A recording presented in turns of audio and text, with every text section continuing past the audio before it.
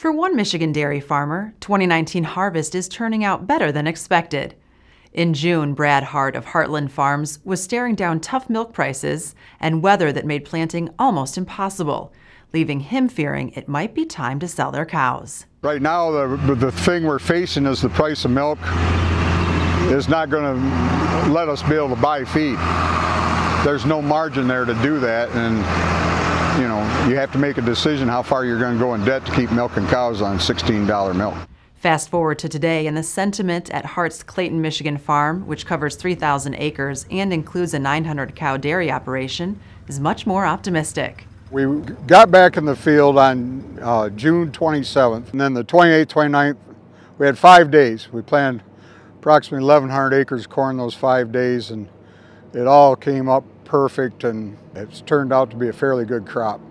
We ended up switching down to 85-day hybrids.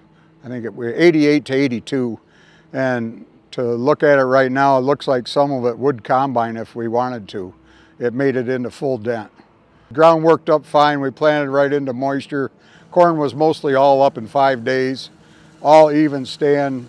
We had perfect weed control. We used half the nitrogen that we normally use because it was so late in the season. We didn't think we were going to get the yield, so we cut that way back, and as it's turned out, maybe we don't need to use so much nitrogen anyway.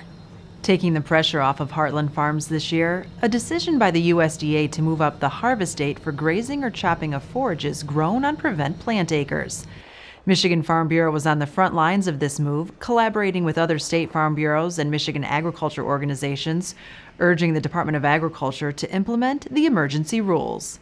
Because prior to that, without being able to plan on PP, you got to make a financial decision if you're going to take the PP or you're just going to take the risk of getting 6 or 7 tons of silage and be further in the hole than we were going in. And the way the price of milk's been, that would have been a very risky venture.